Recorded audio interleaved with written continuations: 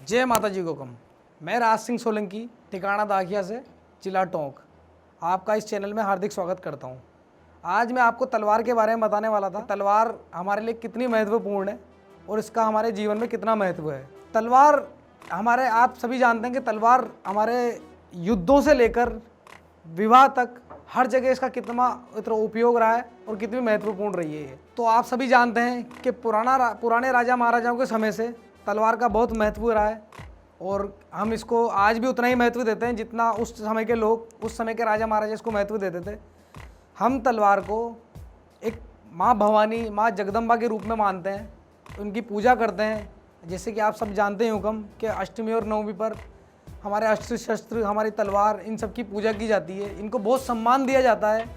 और जैसे कि आप जानते हैं कि हम तलवार को बेवजह, बिना किसी कारण, हम तलवार को कभी ऐसे मैदान से बाहर नहीं निकालते हैं। तो जैसे कि आप जानते हैं कि तलवारों को हम ऐसे खेल कूद या अपने मजाक मस्ती के लिए कभी इसका उपयोग नहीं करते, कभी इसका अपमान नहीं करते हैं। तलवार हमारे जीवन में और हमारे पूर्वजों के जीवन में बहुत महत्वपूर्ण और बहुत उपयोगी रही है। आप जैसे कि आप जानते हैं कि विवाह से लेकर और युद्धों तक, आज तक जितने भी सदियों में युद्ध हुए हैं उसमें तलवार का कितना ज़्यादा महत्व रहा है, कितना ज़्यादा उपयोग रहा है। बहुत युद्ध, बहुत लड़ाइयाँ तलवारों के दम पे जीती गई हैं। जैसे कि आप जानते हैं पुराने राजा महाराजा, हमारे महाराणा प्रताप जो शौर्य के प्रतीक हैं, उनकी तलवार वो इतनी भारी तलवार थी कि उसने महाराणा प्रताप ने उस तलवार से दुश्मन को घोड़े सहित बीच में से चीर दिया था। तो आप सोच सकते हैं कि उस तलवार में कितना दम होगा और उस मनुष्य में कितना दम होगा। तो तलवार हर किसी के बस की बात नहीं है, तलवार को उठाना, तलवार को चलाना। तो हुक्म मैं आपको बता रहा हूँ कि जैसे हमारे पुराने पूर्वज जो थे, हमारे दादू से हुक्म थे, तो जब भी तलवार का उपयोग करते थे तो पहले तो उसकी पूजा करते थे, उसमें तिलक लगाते थे, उसकी चावल लगा के उसके पहले पूजा करते थे। फिर उसके बाद उसका जब उपयोग हो जाता था, उससे बलि दी जाती थी, तो उसके बाद जो उसमें उसका जो रक्त होता था, जो उस पर रक्त लगा होता था उसकी धार पर, उसको हमेशा घी से साफ़ किया जाता था। शायद आपको पता नहीं होगा, लेकिन मैं आपको बता दूं, उसको घी से साफ़ किया, उसको कभी भी सीधे पानी से नहीं धोया जाता था। घी से साफ़ करने के बाद उसको कपड़े से साफ़ किया जाता था। तो जैसे कि हुक्म हम शुरू करते हैं। जैसे हमने आपको बताया तलवार के बारे में, तो अभी तक तो सिर्फ हमने आपको तलवार के बारे में बताया, लेकिन अब हम आपको तलवार के विभिन्न अंगों के बारे में बताएंगे। जैसे कि तलवार के विभिन्न अंगों के क्या क्या नाम है, उनको क्या क्या कहा जाता है, उनके क्या क्या उपयोग है। ठीक है हुक्म।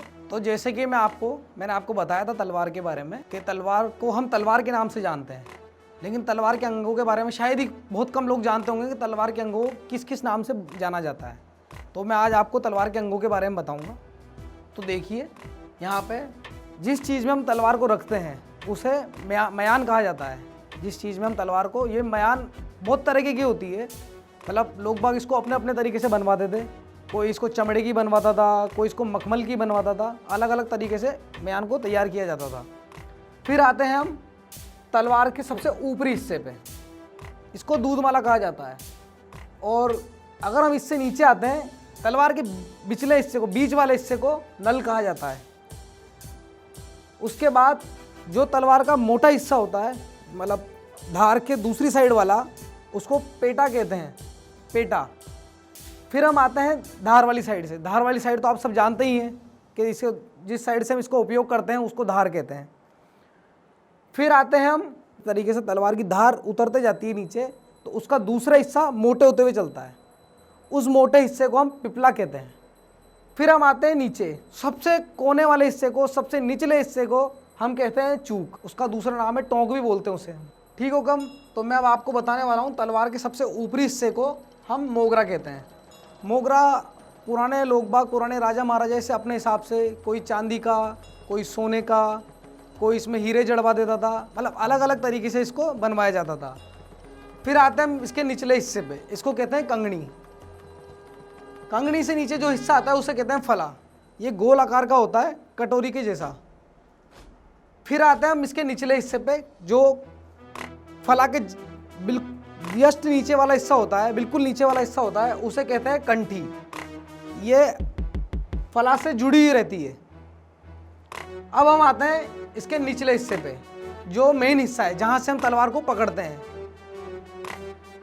इसके बीच वाले हिस्से को जनेऊ कहते हैं। ये भी राजा महाराजा इसको भी अपने अपने हिसाब से, कोई इसमें अपने राज्य का चिन्ह लगवाता था, कोई क्या लगवाते थे, मतलब अलग अलग तरीके से इसको लोग राजा महाराजा अपने हिसाब से इसको बनवाते थे। तो इसको जनेऊ कहते हैं। और इसके कोने हिस्से को जिस चीज़ से हम जहाँ से हम तलवार को पकड़ते हैं इसको शंख कहते हैं।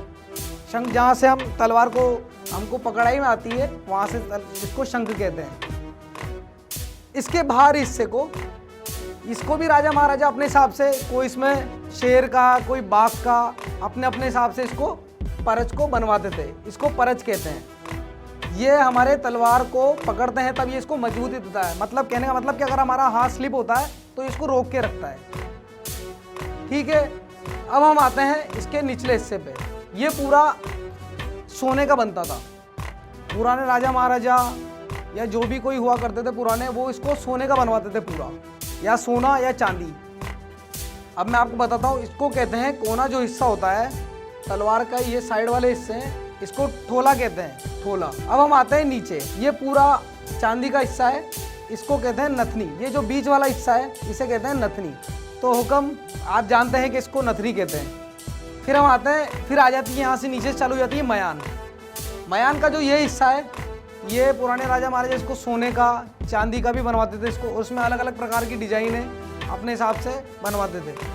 और जो मयान के जो सबसे निचला हिस्सा है, ये भी ऊपर वाले हिस्से की तरह ही दोनों को एक जैसा बनवाया जाता था, या तो सोने का या चांदी का। जैसा कि मैंने आपको बताया था मोगरा के बारे में, तो मोगरा राजा महाराजा इसको चांदी का, सोने का, और इसमें राजा महाराजा इसमें हीरे जवाहरात भी जड़वा देते थे। कोई हीरे का बनवाता था, कोई चांदी का बनवाता था, कोई सोने का बनवाता था।